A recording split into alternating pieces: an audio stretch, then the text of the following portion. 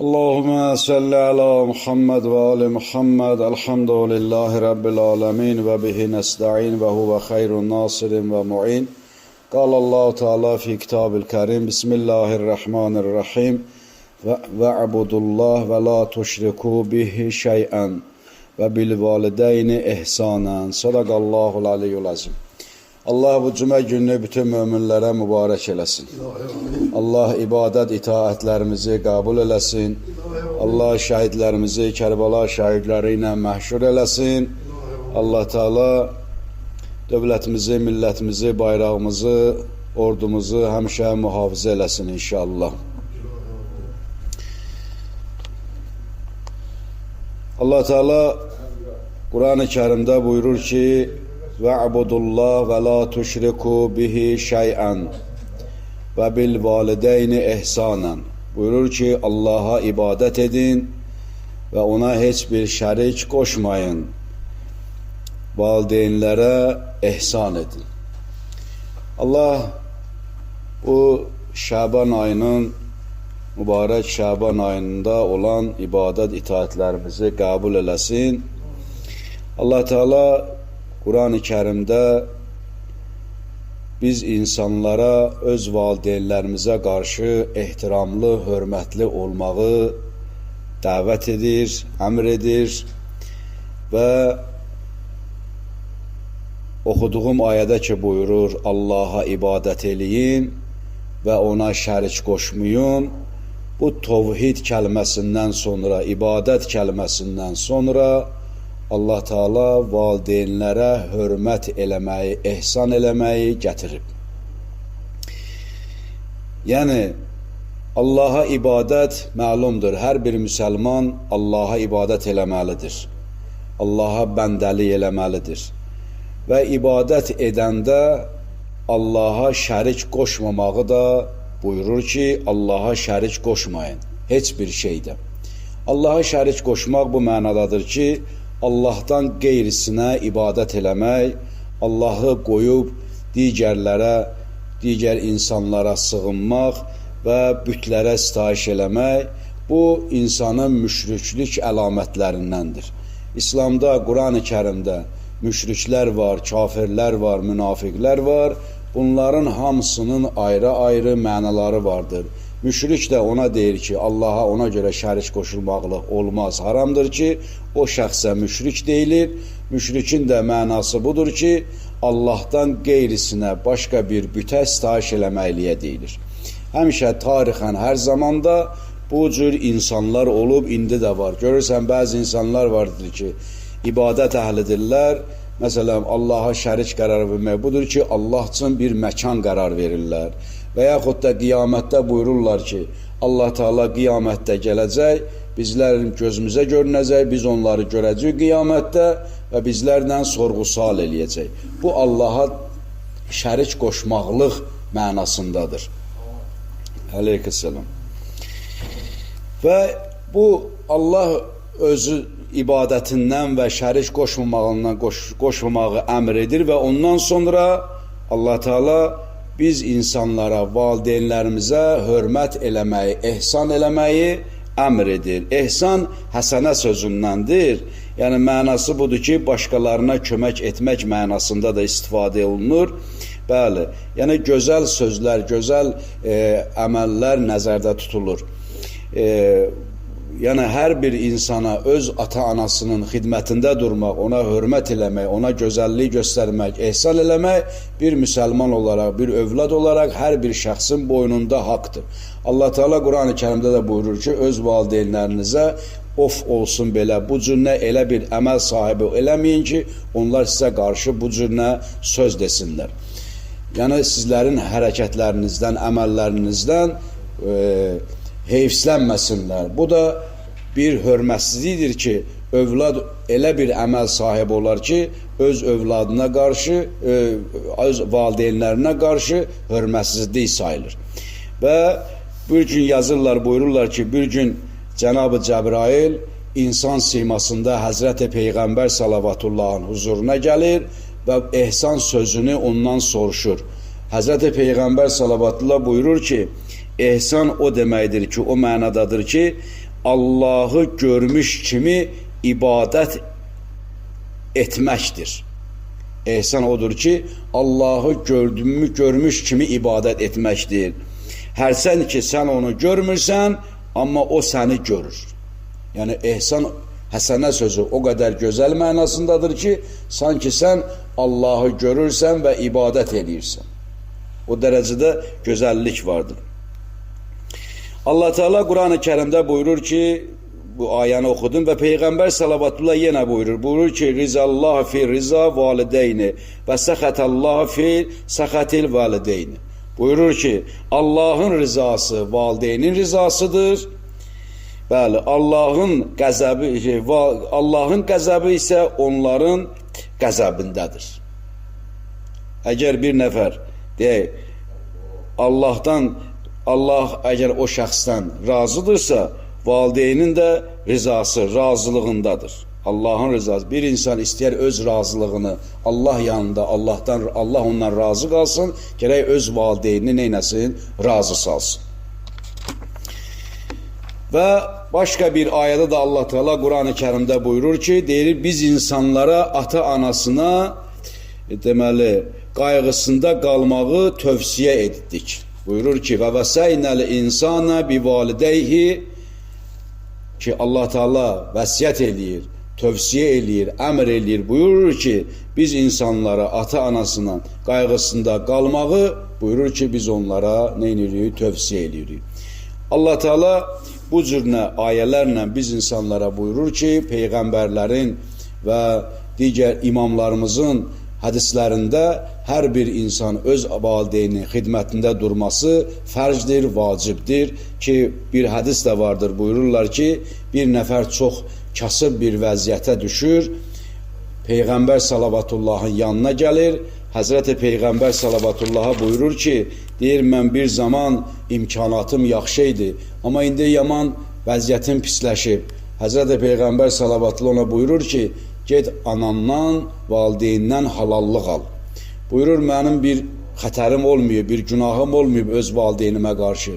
Həzrəti Peyğəmbər salavatullah yenə təkid eləyir, xülasə gəlirlər Həzrətlə Peyğəmbər bir yerdə ki, həmən bu cavanla gəlirlər Həzrət deməli anasının yanına, o şəxsin cavanın yanına, anasına buyururlar ki, Peyğəmbər salavatullah buyururlar ki, yəni sənin bu oğlundan, övladından nədir bir inciliyin olub, olmayıb. Bu şəxs ana buyurur ki, deyir, ya Peyğəmbər, mən bu oğlumu, övladımı evləndirdim və bir zaman ki, əyləşmişdik süfrədə ki, çörək yirdi, yemək yiyəndən sonra gəlinimə dedim ki, dur süfrəni yığışdır. Bəli.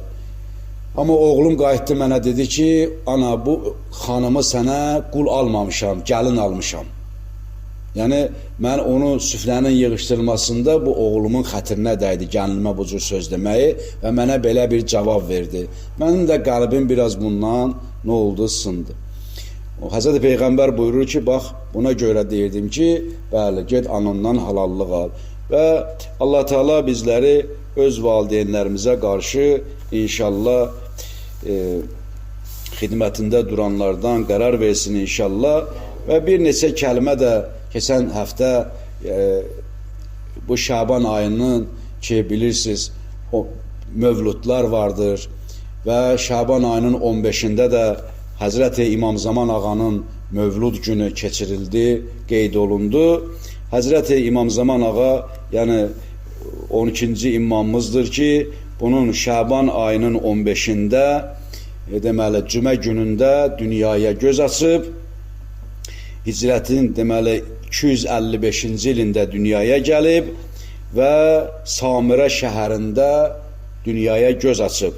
Atası İmam Həsən Əskəri əleyhissalamdır, anası da Nərciz xanımdır. Bu Nərciz xanım rəvayətə əsasən Rum imperatorunun oğlu deməli Yaşuənin qızı, anası isə İsa Peyğəmbərin vəsisi olan Şamunun nəslindəndir. Bu Nərciz xanım, Həzrəti İmam Zaman ağanın deməli anası. İmam Zaman ağanın adı və künayəsi Peyğəmbərin adı və künayəsi ilə eynidir. Ləqəbləri Məhdidir, Qaimdir, Müntəzərdir, Bəqiyyətullahdır, Höccətdir, Xələfidir, Xələfi Salihdir, Sahibi Əmirdir və Sahibə Zaman Vəliyyil Əsrdir. Allahümmə salli ala Muhammed və ali Muhammed. Bu İmam Zaman aleyhissalamın deməli, buyurun, künayə və ləqəblərindəndir. Deməli, Məhdinin mənası budur ki, Allah tərəfindən hidayət olunub və insanları haqqa dəvət eləyən deməkdir, hidayət edən. Qaimin mənası odur ki, haqqı üçün qiyam edəcək. Qaim ki sözü deyilir, yəni haqqı üçün qiyam edən. Müntəzər odur ki, bütün insanlar, möminlər ağanın gəlişinə intizarındadırlar. İntizarındadır, istəyirlər ki, zuhur eləsin. Bəqiyyətullah mənası budur ki, Allahın höccətləri arasında yeganə imamdır ki, vaxtı müəyyən vaxta qədər uzadılıb. Bu qədər yaşayır. Yəni, mənası budur. Xələf-i salih, yəni layiqli canişin mənasını verir. Sahibi əmr budur ki, ədaləti yer üzündə bərqərar eləyəcək. Sahibə zaman da budur ki, indiki zamanın yeganə ilahi hakimi Həzrəti İmam Zaman əleyhissalamdır. Təvəllüdü 9-cu İmam Məhəmməd Təqi əleyhissalamın qızı Həkimə Xatun o Həzrətin dünyaya gəlməsi barəsində belə bir nəql edir və bu da həmişə, yəni dünyaya gəlməsi Nərcis xanımın heç hamilə olmaması, yəni bilinməyib ki, bu hamilədir. Bu cür şəkildə dünyaya gəlib. Və o 9-cu imamın qızı Həkimə xanım bunu rəvayət eləyir ki, deyir, Həzrəti İmam Zaman ağanın dünyaya gəlməsi bu cürlə baş verdi ki, deyir ki, İmam Həsən əleyhissalam, İmam Həsən Əskəridə 12-ci, 11-ci imamımız deyir, məni öz evində saxladı, dedi ki, bu günləri heç yerə evinə getmə, bizdə qalarsan. Bu günləri bir insan, bir şəxs dünyaya gələcək, Allahın höccəti yer üzünə gələcək. Və deyir, mən soruşdum ki, sual elədim, yəni bunun bir əlaməti yoxdur da, bu xanım ki, bir hamilə olsun, bu cür əlaməti görsənsin, bu nişanələr bu xanımda yoxdur. Deyir, nəhayətdə deyir, mən qaldım onlarda, sübh namazın vaxtı deyir, durdum ki, namaz qıldım, bu cür sübh namazını qıldım, bəli, birdən ki, uşağın dünyaya gəlməsini xəbərim tutdu ki, bu uşaq dünyaya gəldir. Nərcis xanımın, bu İmam Zaman ağanın uşağın dünyaya gəlməsini xəbər verdi və atası da deyir, mənə buyurdu ki, Həsən Əskəri əleyhissalam buyurur ki, uşağı mənə gətirin, gətirdi, deyir, uşağı verdi atasının qucağına, atası deyir, onu qucağına alanda kəlmə-i şəhadət gətirdi, Allahın izni ilə dilə gəldi, kəlmə-i şəhadət gətirdi, Allahın varlığına, Allahın təkliyinə və Peyğəmbər salavatullahın da Allahın rəsulu olmasına şəhadət verdi. Yəni, bu İmam Zaman ağanın əleyhissalamın dünyaya bu cürlə gəlməsi baş verir. Buyururlar ki, uşaq deyir, səzdədə gördüm, deyir, bədəni pakizə idi, bəli, və buyurur ki, deyir, əşhədə ən la ilahə illallah vəhdəhu la şərikələh və əşhədə ənə Muhammədən Rəsulullah. Bu cürlə şəhadət verir Həzrəti İmam Zaman əleyhissalam. Və Allah Teala da yer üzündə ki, bir zaman bunu varis qərar verməsini Allah Teala Quranda da buyurur ki, və nuridu ənəmunnə aləl-ləzinə tuz'ifu fil-ərzi və nəc'aluhum əimmətə və nəc'aluhumul varisin. Buyurur ki, biz istədik ki, yer üzündə əzilən kəslərə, zəif olan kəslərə minnət qoyaq, onları yer üzünün öndərləri və varisləri edək. Burada minnət sözündən məqsəd neymət deməkdir. Allah Teala insanlara bir neymət bəxş eləyəcək ki, Allah o İmam Zamanın zuhurunu təcilləşdirəcək və yer üzündə onu varis qərar verəcək ki, o da bütün möminlərə bir neymət olaraq Allah onu Qur'an-ı Kərimdə qeyd eləyir. Və bu ayədə də buyurur ki, onları yeryüzünün öndəri edəcək və varislər edəcək. Bu ayədə Allah Teala buyurur. Buyurur ki, o həzrətdir, ibadət əhlidir, zöhd əhlidir. Deməli, həzrətin həyatının deməli 3 hissəyə bölünür. Bir hissəsi gizlin olan dövrü, ikincisi qeybə çəkilən dövrü və zuhur əsri. Həzrət İmam Zaman ağanın gizlin dövrü o dövrdür ki, yəni mənası budur ki, onun dünyaya gəlməsi və anasının hamilə olması gizlin olub və gizlin zamanda da yaşayıb. Onun bir neçə, deməli 4 dənə naibləri olub ki, o naiblər vasitəsilə insanlarla neyniyib, ünsiyyətdə olub. İkincisi də qeybə çəkilən dövrüdür ki, ta şəhadətdən deməli Allahın izni ilə zuhur edəcək. Yəni bir zaman deməli Allahın izindən zuhur edən o böyük qeybət var, kiçik qeybət vardır. Bir də üçüncü dövr isə əsr dövrüdür ki, zuhur dövrüdür ki, o da nə vaxt olacaq? Allahın izni ilə onu Allah hər bir müsəlmana, hər bir möminə qismət eləsin. İndi ki, bu İmam Zaman ağa qeyb aləmindədir. Bizim və vəzifələrimiz nədir? Bizim vəzifəmiz nədir? Bizim vəzifəmiz də budur ki, həmişə onu yad eləmək, zikr eləmək ki, İmam Zaman ağanın, yəni zikr eləmək, onun zuhurunun təcil olması üçün, zuhr eləməsi üçün Allahdan dua eləmək, vəzifəmiz bir budur. İkincisi, yəni deməli, onu yad eləmək, bəli, Həzrəti İmam Məhdi Əleyhisselamın hədis vardır ki, buyurur ki, biz sizə səhlənkarlıq etmirik ki, deməli, sizi yadımızdan aparmışıq. Yəni, Allah Teala, İmam Zaman ağa özü də bizi zikr edir, özü də bizi, nətər deyərlər, həmişə yaddaşında saxlayır. Biz də onu zikr eləməyimiz, bəli, bizə də lazımdır.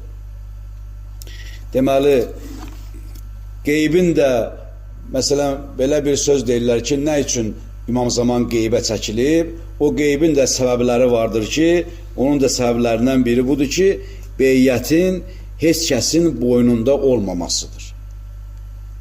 Yəni, o həm dünyaya gəlməsi, həm qeybə çəkilməsi budur ki, o heç kəsin boynunda ondan beyyət eləmək boynundan götürülür. Əgər biz imamı görsəydik, dünyaya gələndə və qeybə çəkiləndə mütləqdir ki, biz ondan gərək beyyət eləyəydik. Bu, bizi üçün də bir neymətdir ki, ondan bizim beyyətimiz onun boynundan götürülür, bizim boynumuzdan götürülür. İkincisi, buyurdu ki, imamın canının qorunması. Əgər görünsəydi, bəlkə də onu qətlə yetirərdilər. Necə ki, 11 imamı necə qətlə yetirmişdilər. Bəli. Budur ki, insanları imtihan etmək. Bir insan, yəni görmədiyi bir şeyi, yəni imama insan imanı, yəqinliyi olması, bu bir insan üçündə bir imtihandır. Bəli, dostların olmaması, imamın zuhurunun olması, tezləşməsi, onun dostlarının çox olmasına dəlalət edir. İmam Cavad Əleyhisselam buyurur ki, nə vaxt dostlarının sayı Bədir döyüşünün dostlarının sayına qədər olsa, İmam Zaman zuhur eləyərdi. Bədir döyüşündə də 313 nəfər dəstə qoşun olub. Və bu axırıncısı budur ki, ilahi bir sirdir ki, Allahın təqdirindədir ki, bu nə vaxt zuhur eləyəcək, nə cür eləyəcək, bu Allah yanında bir, nətər deyərlər, Allah yanında bir sirdir. Bəli, Allah Teala bizləri bu əhl-i beytdən inşallah ayrı salmasın. Allah ibadət itaətlərimizi qəbul eləsin. Allah Teala dünya və axirətimizi xeyirli eləsin. Allah bütün möminləri bir-birinə rauf və mehriban qərar versin. Allah cümə gününü bütün möminlərə mübarək eləsin inşallah. Peyğəmbər alı Peyğəmbərə salavat edəyilə inşallah. Allahümmə